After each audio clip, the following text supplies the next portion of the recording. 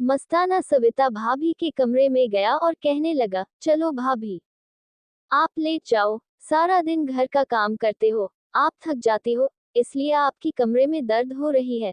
भाभी आप बेड पर लेट जाओ, मैं आपकी मालिश कर देता हूँ, ताकि आपका दर्द ठीक हो जाए। सविता ने उसे मना करते हुए कहा, नहीं मस्ताना, तुम रहने दो, मैं खुद कर लूंगी। मस्ताना ने कहा, आप खुद से बाम तो लगा लेंगे, लेकिन मालिश करना मुश्किल होगा। मैं आपकी मदद कर देता हूँ, इससे आपका बाकी का दर्द भी ठीक हो जाएगा। ये बोलकर मस्ताना कुर्सी से उठ खड़ा हुआ और सविता भाभी के पास बेड पर आ गया और उसे लेटने के लिए कहा, भाभी जी बताए, कहाँ लगाना है। सविता भाभी मस्ताना की हमदर्दी और फिक्र देखकर अब उसे मना नहीं कर पाई। हकीकत में तो वह दर्द का बहाना बनाकर मस्ताना को परेशान करना चाहती थी।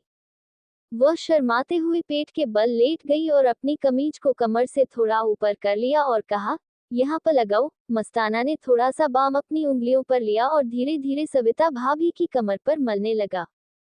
जैसे ही उसके हाथ सविता की पीठ पर पड़े, उसे सुकून का एहसास हुआ। मस्ताना ने धीरे धीरे मालिश करना शुरू कर दिया। उसके हाथों का स्पर्श सविता को बहुत आरामदायक लगा। जब जब मस्ताना के हाथों की उंगलियां उसकी कमरबंद के पास आती थी, तो सविता का दिल जोर जोर से धड़कने लगा। लेकिन उसने खुद को संयम में रखा और मस्ताना का मदद का आभार माना। मस्ताना ने पूछा, भाभी ज्यादा दर्द कहाँ हो रहा है? सविता उस समय थोड़ी असमंजस में थी। अनजाने में जवाब दिया, थोड़ा सा नीचे दर्द हो रहा है।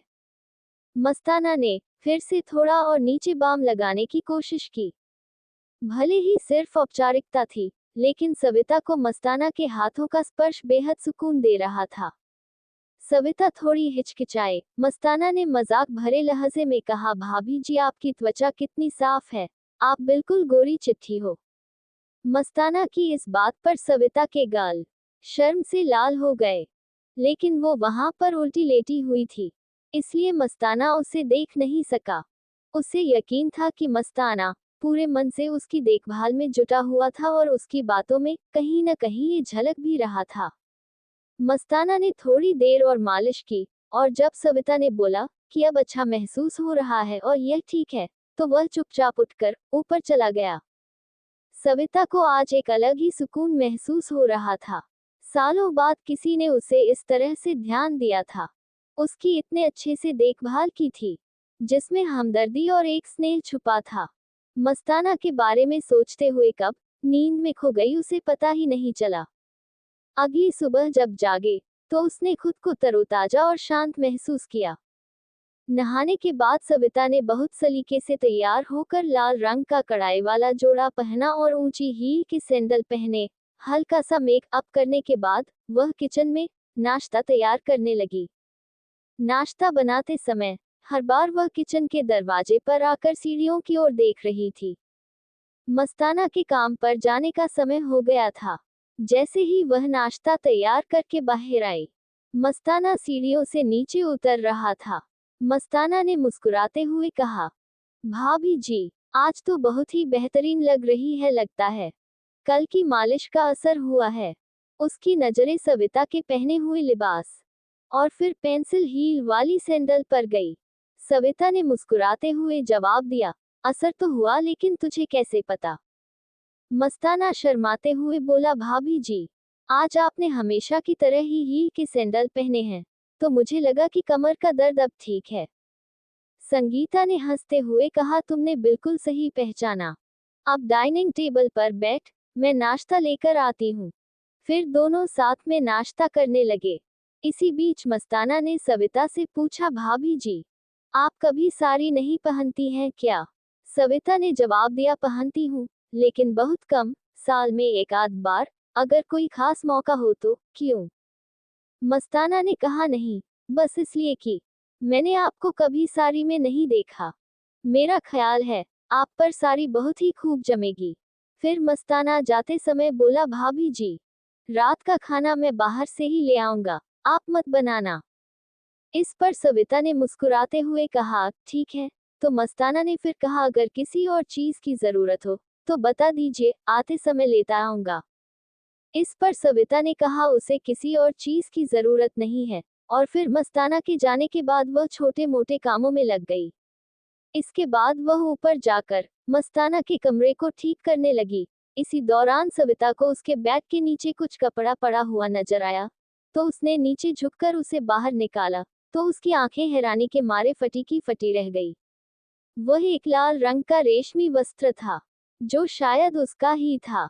सविता ने उसे ध्यान से देखा और समझ गई कि किसी की व्यक्तिगत चीज हो सकती है, जो गलती से यहाँ रह गई, और उसने तुरंत ही कपड़े को एक तरफ रख दिया और कमरे की सफाई करने लगी। इसी बीच उसे 2 दिन पहले की घटना याद आई। मस्ताना और वेला इसी कमरे में एक दूसरे के साथ थे। उसे लगा कि यह कपड़ा शायद वेला का ही होगा। सविता ने कपड़े को उठाकर देखा, तो उस पर कुछ दाग नजर आए। उसे समझते देर नहीं लगी कि वह लोग कैसे हैं। इस दाग को देखकर वह किसी दूसरी दुनिया में खो गई। तभी अचानक बाहर मुख्य दरवाजे पर दस्तक हुई, तो उसने उस कपड़े को वापस बिस्तर के नीचे रख दिया और बाहर आकर दरवाजे की ओर देखा। उसने देखा कि पड़ोस में रहने वाली आशा खड़ी थी। अरे आशा भाभी, आप, मैं अभी आती हूँ, सविता ने कहा और जल्दी से मस्ताना का कमरा बंद किया और नीचे आकर दरवाजा खोला। आशा, जो पड़ोस में रहती थी, अपनी उम्र के 40वें दशक में थी और घर में ही ब्यूटी पार्लर चलाती थी। आशा अक्सर दोपहर में सविता के घर जाती थी, या फिर उसे अपने घर बुला लेती थी, और दोनों इधर उधर की बातें करती थी। उस समय उस दिन भी सविता आशा से गली मोहल्ले की ढेरों बातें कर रही थी। आशा के जाने के बाद सविता ने एक बार फिर से नहाने का मन बनाया। सुबह मस्ताना ने साड़ी का जिक्र किया था, इसलिए नहाकर उसने नीले रंग की प्रिंटेड साड़ी पहन ली और साथ में सिल्वर रंग के पेंसिल हील वाले खूबसूरत सैंडल भी पहने। मस्ताना के आने का समय भी हो चला था और वह शाम के 5 बजे ही आ गया। सविता ने दरवाजा खोला, तो मस्ताना से बड़े गौर से देखने लगा। उसे अपनी और इस तरह से ध्यान से देखता हुआ देख सविता मुस्कुराती हुई अदा से बोली, ऐसे क्या देख रहे हो? मस्ताना मुस्कुराते हुए बोला, वकाई भाभी, आज आप इस साड़ी में बहुत ही खूबसूरत लग रही हैं। ये बोलकर वो अंदर आ गया और वह साथ में रात का खाना भी लाया था। भाभी, मैं रात का खाना लाया हूँ, आप इसे बाद में गर्म कर लेना। मैं ऊपर जा रहा हूँ फ्रेश होने के लिए, आप एक गिलास शरबत बना देंगी प्लीज? सविता ने उसकी ओर मुस्कुराते हुए देखा और कहा, हाँ, क्यों नहीं। उसके बाद मस्ताना ऊपर चला गया और फ्रेश होकर जब नीचे आया तो उसने एक आरामदायक टी शर्ट और शॉर्ट्स पहना हुआ था। सविता ने शरबत बनाया और उसे अपने बेडरूम में ले आई और उसने वहां पर कूलर लगा दिया था। मस्ताना रूम में आकर सामने वाली कुर्सी पर बैठ गया और सविता भी बेड पर अपनी टांगे नीचे लटकाकर बैठ गई। दोनों ने इधर उधर की बातें की। इस दौरान मस्ताना ने सविता से पूछा, भाभी, अब आपकी कमर का दर्द कैसा है? सविता मुस्कुराते हुए बोली, अरे, अब तो मैं बिल्कुल ठीक हूँ, कल तूने इतनी अच्छी मालिश जो की थी। मस्ताना ने अपना शरबत का गिलास साइड टेबल पर रखते हुए कहा, भाभी आप आराम से लेट जाए, मैं एक बार और आपकी मालिश कर देता हूँ, ताकि आपकी तबीयत और भी अच्छी हो जाए। सविता ने मना करते हुए कहा, नहीं मस्ताना, मैं बिल्कुल ठीक हूँ। लेकिन मस्ताना ने कहा, भाभी आप मेरे लिए हमेशा इतना करती है, क्या मैं आपके लिए इतना भी नहीं कर सकता? चलिए लेट जाए। सविता उसकी बात को टाल न सकी और खाली गिलास टेबल पर रखते हुए बोली, अच्छा बाबा, तू अगर नहीं मानता तो मैं लेटती हूँ, पहले मैं ये सैंडल तो उतार दूँ। भाभी, सैंडल उतारने की जरूरत नहीं है, इतनी खूबसूरत सैंडल आपके हसीन पैरों की खूबसूरती को और भी बढ़ा रहे हैं, आप ऐसे ही लेट जाओ। मस्ताना ने थोड़ी चंचलता से कहा। सविता को उसकी बात पर हंसी आ गई और वह उसकी बात मानकर बेड पर लेट गई। उसने साड़ी पहनी हुई थी, इसलिए उसकी कमर मस्ताना की नजरों के सामने थी। मस्ताना ने बाम को उंगलियों पर लगाया और सविता की कमर की मालिश करने लगा। सविता ने मस्ताना से पूछा, एक बात बता मस्ताना, तुझे मेरी ऊंची हील वाली सैंडल बहुत पसंद है ना? मस्ताना थोड़ा शर्माते हुए बोला, जी भाभी जी, आप बिल्कुल सही कह रही हैं। आपको अजीब लगेगा लेकिन मुझे महिलाओं के पैरों में हाई हील वाली सैंडल बहुत आकर्षक लगते हैं, और आप तो हमेशा ही हाई हील ही पहनती हैं। सविता मुस्कुराते हुए बोली, अरे, इसमें शर्माने वाली क्या बात है? और मुझे कुछ अजीब नहीं लगता, मैं तो तेरे भावनाओं को समझती हूँ। मस्ताना के हाथों से हो रही मालिश से उसे बहुत आराम मिल रहा था। मस्ताना के हाथ धीरे धीरे नीचे की ओर बढ़ने लगे। सविता के मजाक के मूड को देखते हुए मस्ताना ने भी थोड़ा हिम्मत दिखाते हुए कहा, भाभी, आपकी त्वचा कितनी नर्म है। अगर आप चाहे तो साड़ी को थोड़ा नीचे कर लें, ताकि मैं अच्छे से मालिश कर सकूं और साड़ी भी गंदी नहीं होगी।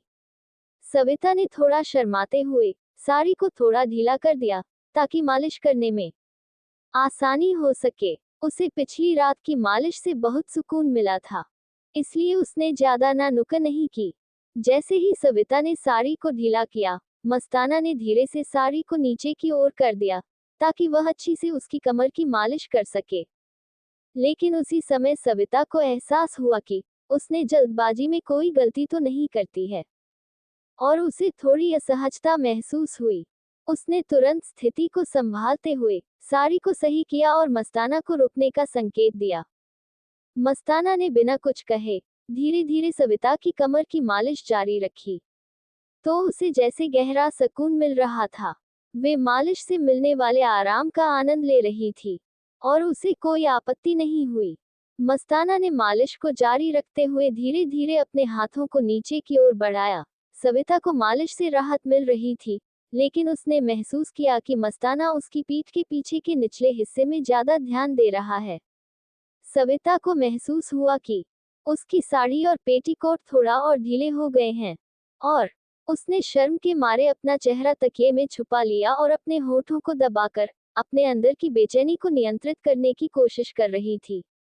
मस्ताना उसकी त्वचा पर बाम लगाने के बहाने मालिश कर रहा था, लेकिन सविता को महसूस हो रहा था कि मस्ताना की हरकतें अब अधिक हो गई है।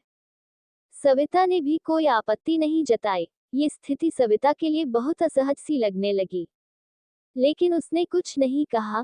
थोड़ी देर बाद उसे लगा कि मस्ताना की बाहों में अब दर्द हो रहा होगा, और उसने तुरंत स्थिति को संभालते हुए मालिश को रोकने का इशारा किया। थोड़ी देर बाद जब मस्ताना ने गलती से सविता की पीठ के हिस्से को छुआ, तो सविता अचानक से चौंक गई। उसे महसूस हुआ और जैसे उसके शरीर में एक अजीब सी हलचल हो गई।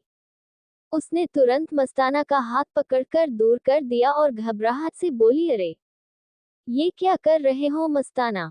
सविता तुरंत उसे दूर हटकर बैठ गई। वह पूरी तरह से हैरान और घबराई हुई थी, और मस्ताना भी स्थिति से खुद को असहज महसूस कर रहा था। सविता को उसकी हरकतें ठीक नहीं लगी और वह घबराहट से बेड से उठकर खड़ी हो गई। जैसे वह खड़ी हुई, जिससे वह एकदम और सहज हो गई। सविता ने तुरंत ही स्थिति को संभालने की कोशिश की, और तेजी से नीचे की ओर झुककर अपनी साड़ी और पेटीकोट को उठाने लगी। तभी उसे समझ नहीं आ रहा था कि इस स्थिति में क्या करूं, क्योंकि उसकी शर्मिंदगी और घबराहट चरम पर थी। उसने खुद को शांत करने की कोशिश की, लेकिन मस्ताना ने उसके घबराने पर ध्यान नहीं दिया और उसे संभालने के लिए बेड पर बैठने में मदद की। सविता ने मस्ताना से कहा, मुझे माफ करना, लेकिन अब ये सही नहीं लग रहा है। हमें रुकना चाहिए। मस्ताना ने उसकी बात अनसुनी कर दी और वह नहीं रुका।